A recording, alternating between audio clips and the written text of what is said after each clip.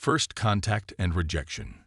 The Grand Council chamber of the Galactic Confederation stretched like an impossible cathedral hewn from starlight.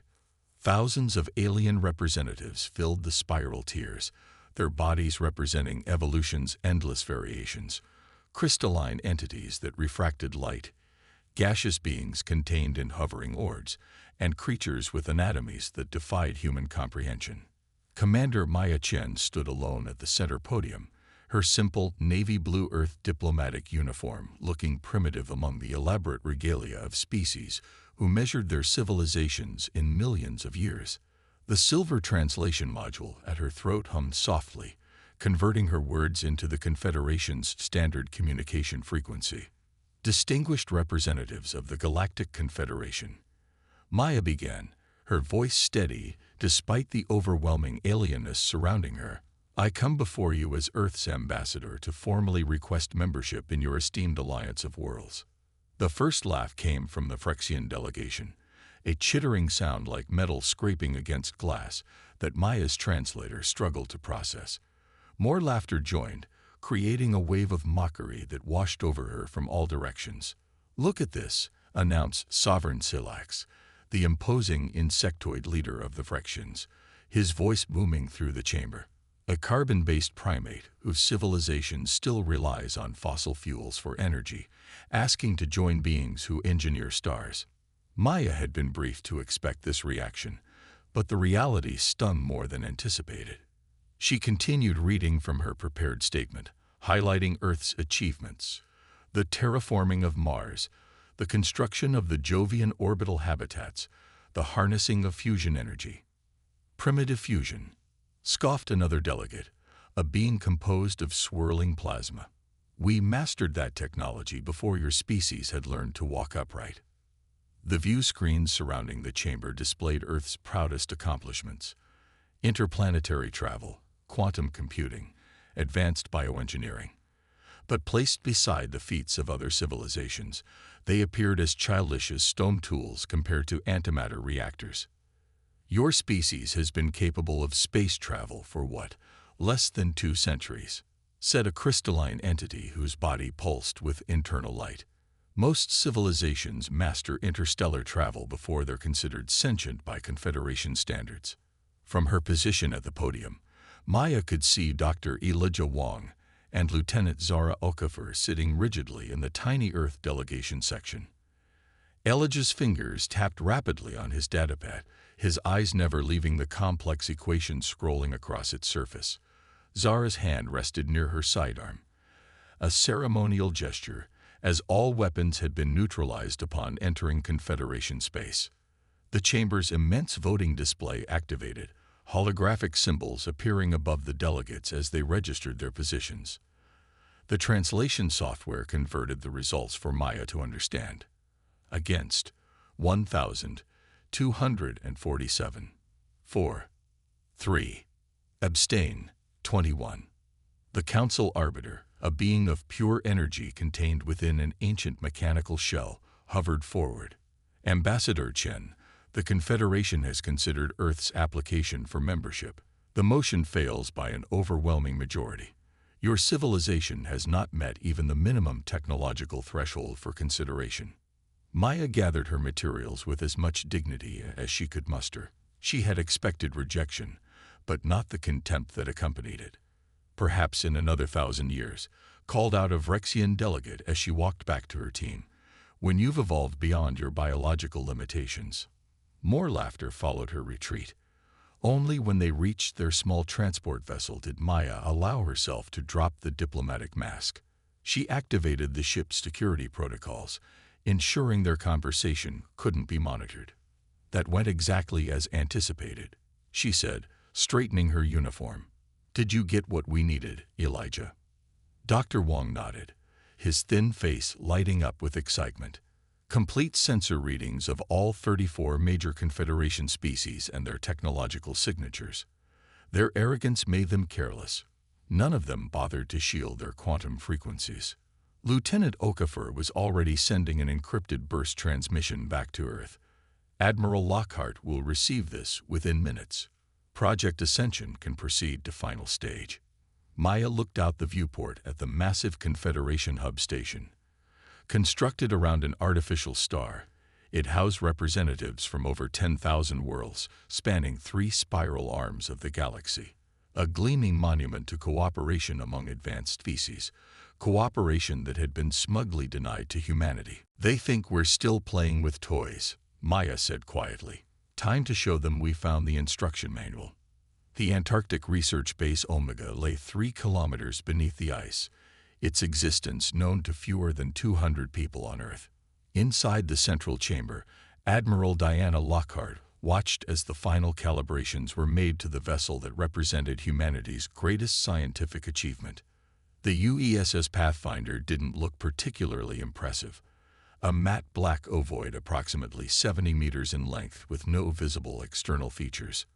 What made it special wasn't visible to the human eye, or even to conventional sensors. "Project Ascension is ready to proceed to operational status," announced Dr. Sophia Reyes, the quantum physicist whose theories had made this moment possible. "The 7th dimensional matrices are stabilizing exactly as predicted." Admiral Lockhart nodded, her silver hair reflecting the blue light of the monitoring stations. "And the neural interface. The pilots are prepared," confirmed Dr. Reyes. "Their minds have been successfully mapped to the quantum substrate."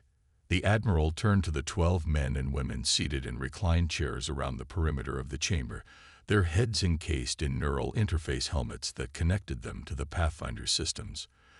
These weren't ordinary pilots. They were specially selected individuals whose brains showed rare configurations that allowed them to conceptualize 7-dimensional space. "What the Confederation doesn't understand," Dr. Rice continued, "is that human intuition and creativity gave us an approach to dimensional physics that their logical, computational models couldn't conceive. They'd been trying to calculate their way into higher dimensions. We found the doorway through human consciousness instead." Admiral Lockhart received the incoming transmission from the Confederation hub station. She read it quickly, then addressed the assembled team. "Commander Chen's mission was successful. The Confederation has rejected Earth as expected, giving us full justification to proceed. They believe we're centuries away from becoming a relevant galactic power." She allowed herself a rare smile. "Their sensors never detected the dimensional signatures of our technology because they weren't looking for them. Arrogance has made them blind." She turned to the main control panel and pressed her palm against the biometric scanner. "Project Ascension is now operational. Dr. Rice, you may initiate the dimensional shift when ready." Dr. Rice nodded to her team, and they began the complex sequence that would activate the Pathfinder's unique drive system. The 12 pilots in their neural interfaces closed their eyes simultaneously, their brain waves synchronizing as they connected with the ship's consciousness. "Neural synchronization at 97% and climbing," reported a technician. "Dimensional matrices stabilizing at quantum level," added another. The Pathfinder began to emit a soft hum that seemed to come from everywhere and nowhere at once. The air around it shimmered not with heat, but with reality itself warping as the vessel prepared to access dimensions beyond the conventional 4. 7-dimensional access in 3, 2, 1. The Pathfinder didn't disappear with a flash or a bang. Instead, it seemed to fold into itself, becoming simultaneously smaller and larger, present and absent, a visual paradox that human eyes struggled to process. Then it was simply gone, leaving only the hum of background machinery in the vast chamber. On the monitoring screens, data streamed in from quantum sensors deployed throughout the solar system and beyond. The Pathfinder was transmitting its status from 7-dimensional space, existing in a realm where conventional physics no longer applied. "All systems nominal," announced Dr. Rice with quiet pride. "The Pathfinder has successfully transitioned to 7th-dimensional space. Phase 1 complete." Admiral Lockhart nodded. "Begin Phase 2. Let's introduce ourselves to the galaxy properly." Across the galaxy, on the border world of Zentara Prime, the Vrexian mining operation proceeded as it had for centuries. Massive excavators stripped valuable minerals from the planet's crust, while indigenous life forms were systematically cataloged and relocated according to Confederation biodiversity protocols. Mining overseer Klex was completing his end-of-cycle report when the alerts began blaring. The quantum sensors were detecting an anomaly, something they couldn't properly classify. "Report," he demanded of his technical staff. "Unknown phenomenon detected in Sector 7, responded a technician, her mandibles clicking in confusion. "It's registering on dimensional frequencies we don't normally monitor." "Display visual," ordered Klex. The main screen activated, showing what appeared to be a distortion in space-time. It wasn't a ship or any recognizable object, more like a point where reality itself seemed to fold inward, creating patterns that hurt to look at directly. "Analysis," Klex demanded. "Impossible to determine with current instrumentation," the technician admitted. "It appears to be bleeding through from another dimensional plane." Klex felt his exoskeleton tighten with instinctive alarm. "Contact Confederation security immediately. Use priority channels." Similar reports began flooding in from across Confederation space. On the gas giant Thoron IV, the atmospheric processors recorded impossible gravity fluctuations. At the Meridian Deep Space Research Station, temporal sensors detected localized time distortions, where seconds stretched into minutes. On the sacred homeworld of the crystalline Luminar, their planet-wide consciousness experienced what they could only describe as echoes from parallel realities. Within 12 hours, the Confederation Grand Council had convened an emergency session. Representatives from affected worlds shared data that defied conventional understanding. Whatever was happening, it wasn't random. The anomalies formed a pattern, a message written in the language of dimensional physics. Sovereign Selax of the Phyrexians addressed the agitated assembly. "Our best scientific minds have analyzed these events. They believe we are witnessing intrusions from seventh-dimensional space." A wave of shocked murmurs swept through the chamber. Seventh-dimensional manipulation was theoretical, something the Confederation's most advanced species had calculated might be possible in another 50,000 years of development. "But that's impossible," objected the Luminar representative. "No known civilization has the capability to access, let alone manipulate, the seventh dimension." "Nevertheless," replied Selax, "the evidence suggests someone has achieved it. The question is who, and what are their intentions?" As if in answer, all communication screens throughout the chamber activated simultaneously. The face that appeared on them was human. Commander Maya Chen, the Earth ambassador they had dismissed just days earlier. "Distinguished representatives of the Galactic Confederation," she began, her expression serious but not without a hint of satisfaction. "On behalf of Earth, I request another audience. We have something we'd like to demonstrate." On Earth, Admiral Lockhart watched the Confederation's reaction through the Pathfinder's dimensional sensors. The pilots, now 12 hours into their neural interface connection, reported that the seventh-dimensional networks were stable and expanding. "The message has been delivered," she noted with satisfaction. "Now we wait to see if they're curious enough to accept our invitation." Dr. Reyes studied the dimensional readings with growing excitement. "The Pathfinder is performing beyond our projections. The pilots have established stable corridors throughout the region. We could expand our influence to the entire galactic arm if needed." Admiral Lockhart shook her head. "That won't be necessary. This isn't about domination. It's about recognition and respect. Humanity doesn't want to rule the galaxy. We just refuse to be ruled by it." On her command screen, a response from the Confederation was coming through. As expected, they had agreed to the meeting. Curiosity was a powerful motivator, even for beings who considered themselves beyond such primitive impulses. "Prepare the diplomatic team," ordered the Admiral. "It's time for humanity to take its rightful place among the stars." As the Pathfinder continued its silent work from the seventh dimension, the balance of power in the galaxy was already shifting. The species that had laughed at humanity would soon understand that dimensional boundaries, like limitations, existed to be transcended. And Earth, the primitive world of dreamers and innovators, was about to teach the galaxy that imagination could reach places calculation never would. The dimensional revelation. The Confederation Grand Chamber had been reconfigured for the unprecedented demonstration. Gone was the theatrical hierarchy of the regular council meetings. Instead, representatives from all major species sat in a circular arrangement around a central platform, where a small Earth delegation waited. Security forces from a dozen worlds maintained a wary perimeter. Despite the humans' apparent lack of visible weapons, the recent dimensional anomalies had created an atmosphere of tense caution throughout Confederation space. Commander Maya Chen stood with Lieutenant Okafor and Dr. Wong, facing Sovereign Silax and the High Council. The massive insectoid Phyrexians' compound eyes studied them with newfound wariness. You claim responsibility for the dimensional disturbances occurring throughout our territories, Silax stated, his translator conveying the accusatory tone perfectly. We do, Maya confirmed. Earth has successfully developed technology that allows access to and manipulation of seventh-dimensional spacetime. The anomalies you've detected were simply calling cards. A luminar crystalline entity floated forward, light pulsing through its faceted body. Impossible. Our physicists have conclusively proven that stable seventh-dimensional manipulation requires computational capabilities beyond any biological species' reach.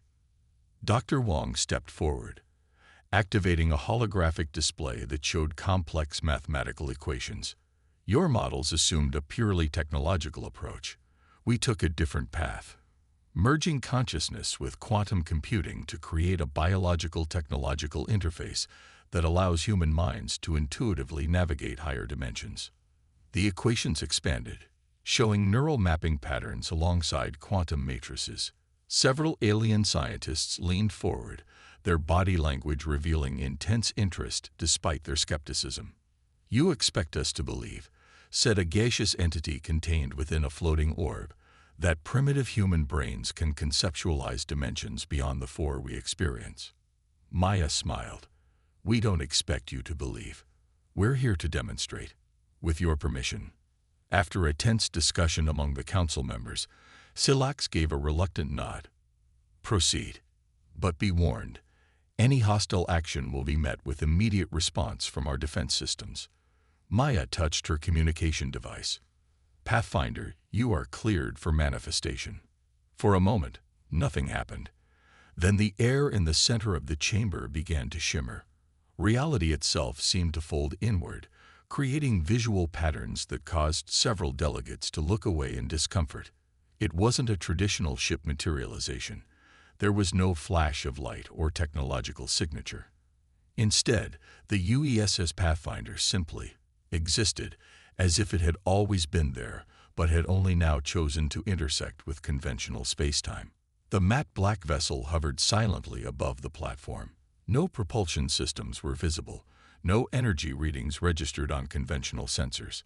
It simply maintained its position in defiance of gravity and physics. This, Maya announced, is humanity's first seventh-dimensional vessel, the UESS Pathfinder. A hatch opened on the Pathfinder's smooth hull, and a woman in a simple gray uniform emerged. Her feet didn't touch the ground. Instead, she floated gently down to stand beside Maya. May I introduce Dr. Sophia Reyes, Chief Architect of Project Ascension, and the theoretical mind behind seventh-dimensional navigation. Dr. Reyes nodded respectfully to the assembled delegates. Distinguished representatives, what you're witnessing is not merely a technological achievement, but a new understanding of reality itself. The seventh dimension isn't just another layer of spacetime. It's the foundation upon which all other dimensions are built. She gestured, and a holographic display appeared, showing a complex model of intersecting dimensions. By accessing the seventh dimension, we can move through, around, and between the lower six dimensions. This allows us to bypass conventional limitations of physics, including your defensive systems, communication barriers, and spatial restrictions. To demonstrate, Dr. Reyes made another subtle gesture. Throughout the chamber, small spheres of distorted space appeared next to each delegation's seating area. Through these dimensional windows, the delegates could see their own homeworlds, real-time views that bypassed all known surveillance countermeasures. Gasps and alarmed exclamations echoed through the chamber. Several security teams raised weapons, but Silax motioned them to hold. As you can see, continued Dr. Reyes calmly, dimensional barriers are as permeable to us as air. We can observe, travel, or interact with any point in conventional space instantly. This is an unprecedented security breach, exclaimed the Vrexian security minister. You violated the sovereign space of 100 worlds. Maya raised her hands in a placating gesture. We mean no disrespect or threat.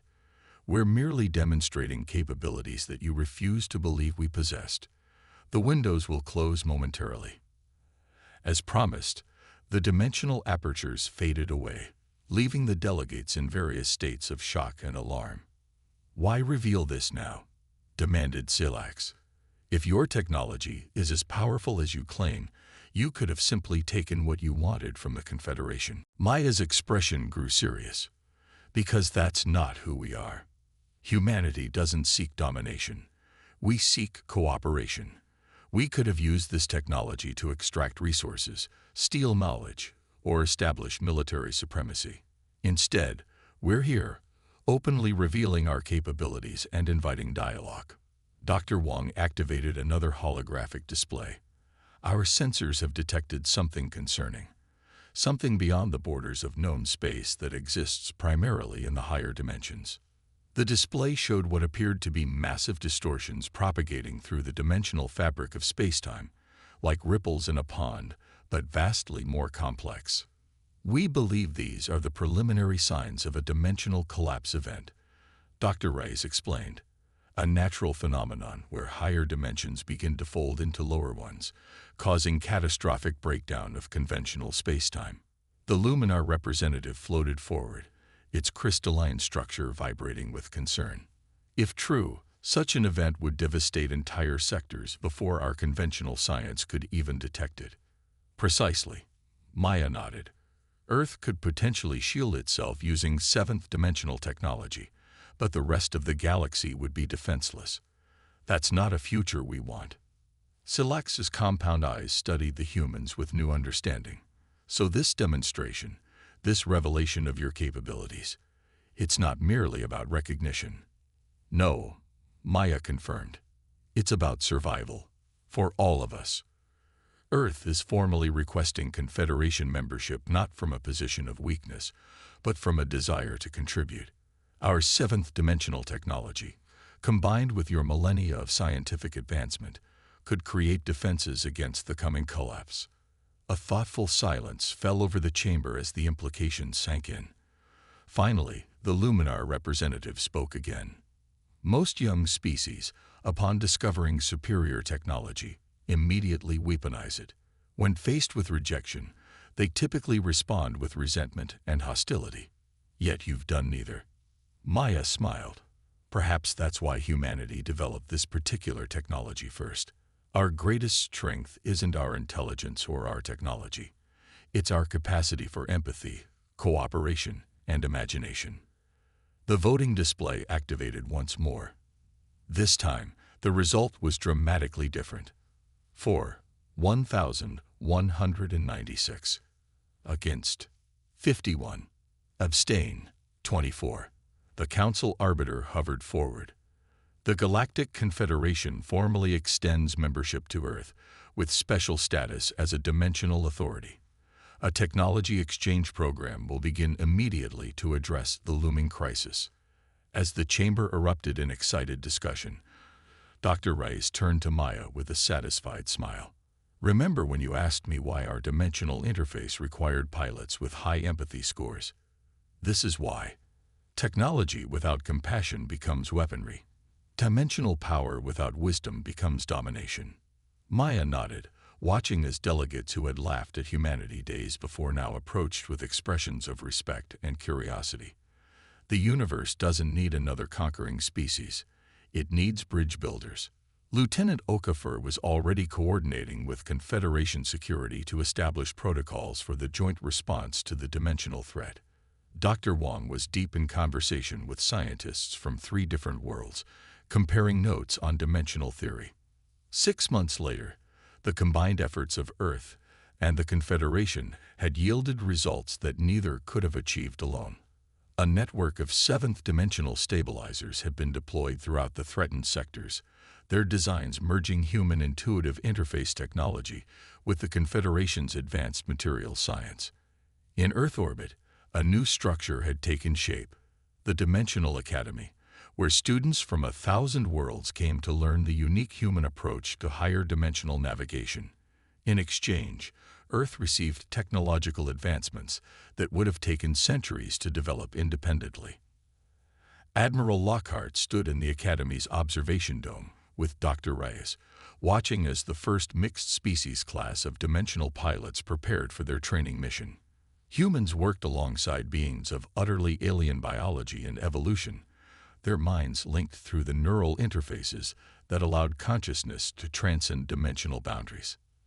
"They laughed at us," remarked the Admiral, watching a young Earth cadet helping a crystalline luminar adjust its interface.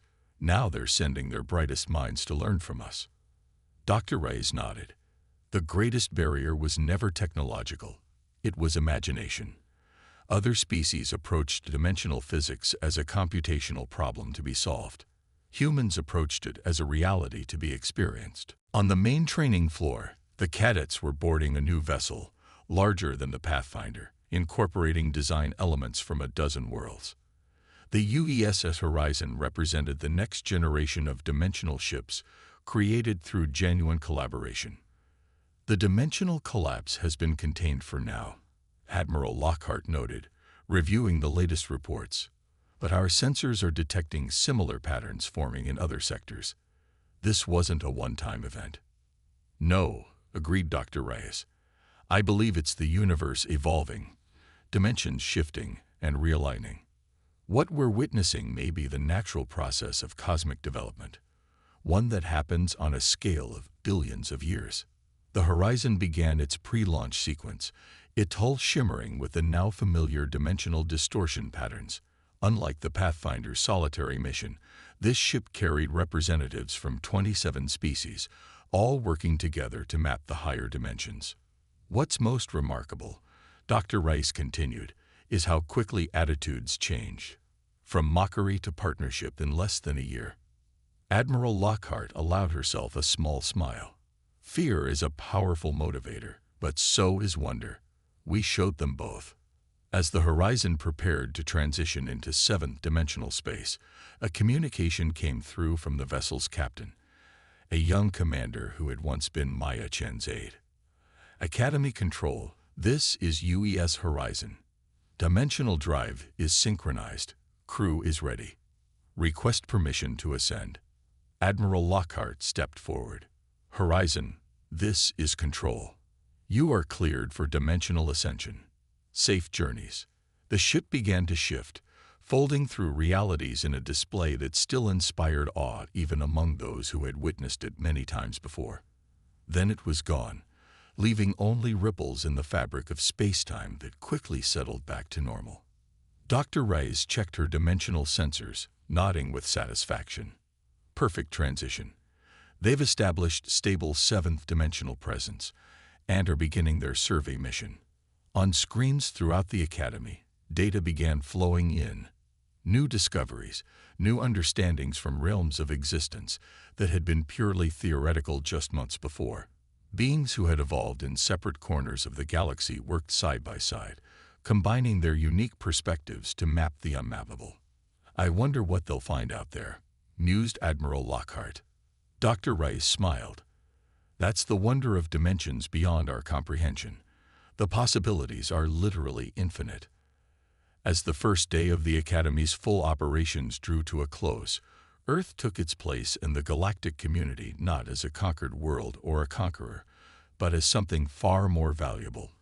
A species that had found a doorway no one else had seen, and chose to hold it open for others to follow. The galaxy had laughed at humanity's ambitions. Now it listened to humanity's wisdom. As together, they explored dimensions where laughter and language themselves took on entirely new meanings.